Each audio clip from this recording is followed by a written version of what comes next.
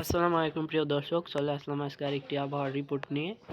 তো দেখা যাচ্ছে বর্তমানে বাংলাদেশ এবং পশ্চিমবঙ্গের সকল জায়গায় আবহাওয়া প্রধানত শুষ্ক রয়েছে, কোথাও মেঘাচ্ছন্ন আকাশ বা বৃষ্টিপাতের সম্ভাবনা নেই।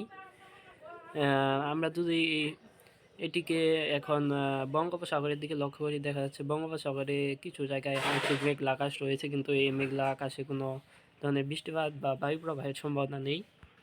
আমরা যদি এটিকে বৃষ্টিবাহী মোডে নিয়ে যাই, কোনো বৃষ্টিপাত রয়েছে কিনা, তো দেখা যাচ্ছে আগামী 7 তারিখেও কোনো বৃষ্টিপাত নেই, কালকে দিন পরে 8 তারিখেও বৃষ্টিপাত নেই, 9 তারিখেও ফাঁকাই রয়েছে, 10 তারিখেও ফাঁকাই রয়েছে, 11 তারিখেও ফাঁকাই রয়েছে দেখা যাচ্ছে, 12 তারিখেও কিছু দেখা যাচ্ছে না।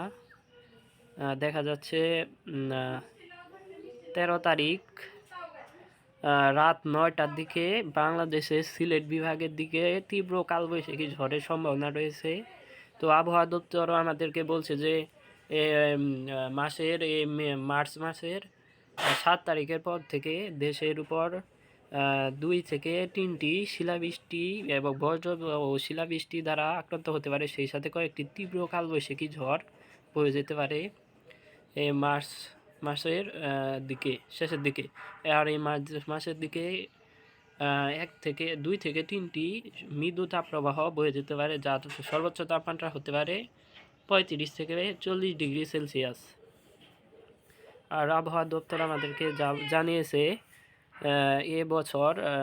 এ মাসে স্বাভাবিকের থেকে কম বৃষ্টিপাত হতে পারে।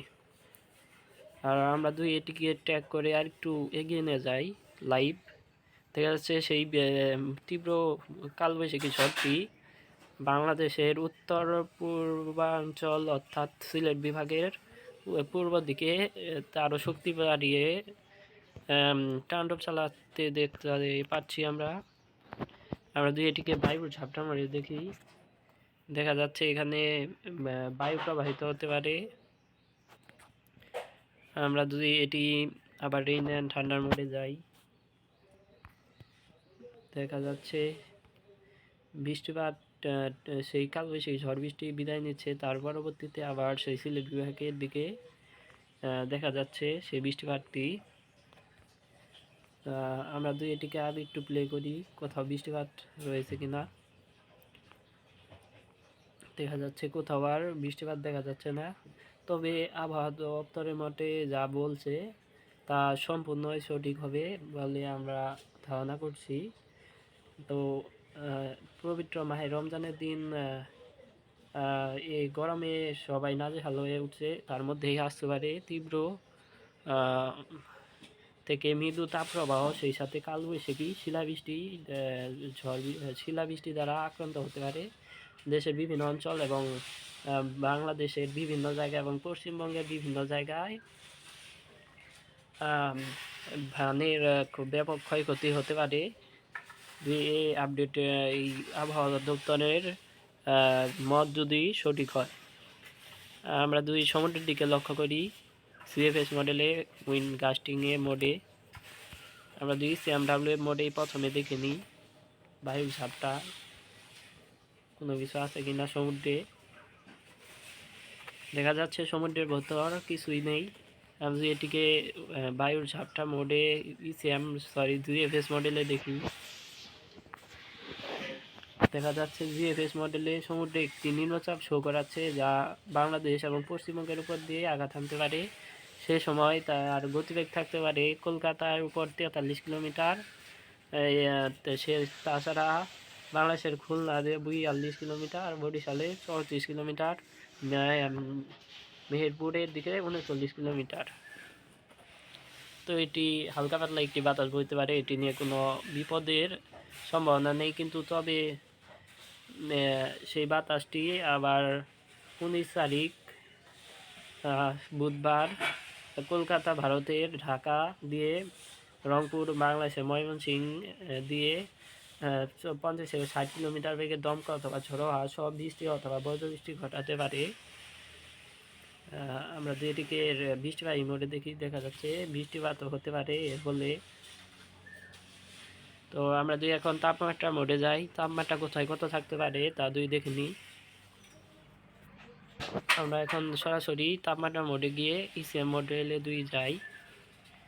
ইসিএম মডেল অনুযায়ী আমাদেরকে কি বলছে, তো আমরা সরাসরি আজকের দুপুরের বর্তমান তাপমাত্রা দেখে নিই। দেখা যাচ্ছে বর্তমানে বাংলাদেশের ময়মনসিংহে 28 ডিগ্রি, সিলেটে 30 ডিগ্রি, রংপুরে 28 ডিগ্রি, কালাইয়ায় 26 ডিগ্রি, ঢাকায় 31 ডিগ্রি, কুমিল্লায় 31 ডিগ্রি, বরিশালে 29 ডিগ্রি, খুলনায় 30 ডিগ্রি, কলকাতায় 30 ডিগ্রি, খড়গপুরে 30 ডিগ্রি, জামশেদপুরে 31 ডিগ্রি, হলদিবাড়িতে 31 ডিগ্রি, কলাপাড়াতে 31 ডিগ্রি, চট্টগ্রামে 30 ডিগ্রি, মহেশখালীতে 29 ডিগ্রি, কুমিল্লায় 31 ডিগ্রি তাপমাত্রা থাকতে পারে। সেই সাথে রংপুরে 28 ডিগ্রি তাপমাত্রা থাকতে পারে। আর এটিকে আগামীকালের তাপমাত্রাটি একটু দেখে নিই।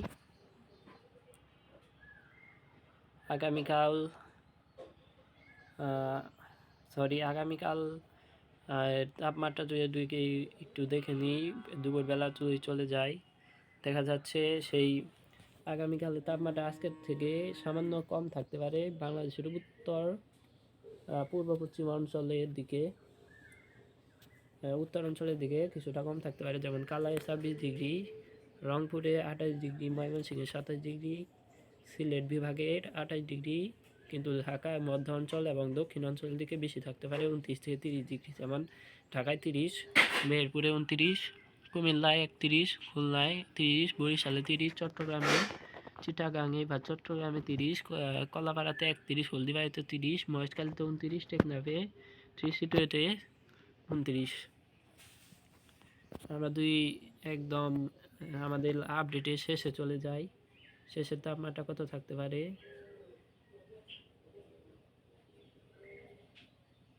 দেখা যাচ্ছে আমাদের শেষের আপডেটের দিকে 30 থেকে 35 ডিগ্রি তাপমাত্রা থাকতে পারে, যা একটি মৃদু তাপপ্রবাহ প্রবাহিত হতে পারে। আবহাওয়ার আপডেটের মতে, আবহাওয়ার যে মত দিয়ে প্রকাশ করেছিল আমাদের কাছে, তা অনুযায়ী দেখা যাচ্ছে এই উইন্ডিতেও তা দেখাচ্ছে, লাইভ দেখাচ্ছে। রংপুরে 32 ডিগ্রি, কালায় 31 ডিগ্রি, ময়মনসিংহে 31 ডিগ্রি, সিলেটে 29 ডিগ্রি এবং বাংলাদেশের দক্ষিণ মধ্য অঞ্চল অর্থাৎ ঢাকা, কুমিল্লা, খুলনা, বরিশাল, চিটাগাং, কালাপাড়া, হলদিবাড়ি, মহেশখালী, টেকনাফের দিকে 30 থেকে 35 থেকে 40 ডিগ্রি তাপমাত্রায় উঠে যেতে পারে। সেই সাথে ভারতের জামশেদপুর, খড়গপুর, কলকাতার দিকে বালাসর, হলদিবাড়ির দিকেও একই তাপমাত্রা থাকতে পারে। তো সামনে এবছর বৃষ্টিপাতও কম হবে এবং এ মাসেও বৃষ্টিপাত কম হবে।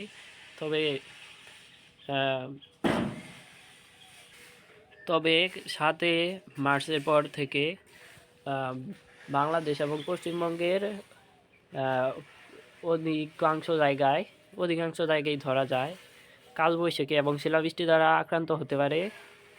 এবং কালবৈশাখী ঝড়টি হতে পারে যেহেতু তাপপ্রবাহ চলতে পারে বা চলমান রয়েছে, যার ফলে কালবৈশাখীর শক্তিমাত্রা অনেকটা বৃদ্ধি হতে পারে, যার ফলে তীব্র কালবৈশাখী ঝড় এবং তীব্র বজ্রপাতের সম্ভাবনা রয়েছে। তো আপনারা সতর্ক থাকবেন এবং অন্যকে সতর্ক হওয়ার জন্য আমাদের ভিডিওটি আপনাদের পরিচিত জনের কাছে শেয়ার করে দিবেন। এবং এই ভিডিওটি ভালো লাগলে এবং প্রতিদিন নিয়মিত গুরুত্বপূর্ণ আবহাওয়ার রিপোর্ট পেলে আমাদের চ্যানেলটি সাবস্ক্রাইব করে অবশ্যই পাশে থাকবেন এবং এই ভিডিওটিতে একটি লাইক দিয়ে যাবেন। তো এই ছিল আজকে আমাদের আবহাওয়ার রিপোর্ট। প্রতিদিন নিয়মিত আবহাওয়ার খবর পেতে আমাদের চ্যানেলটি সাবস্ক্রাইব করে পাশে থাকবেন। ধন্যবাদ।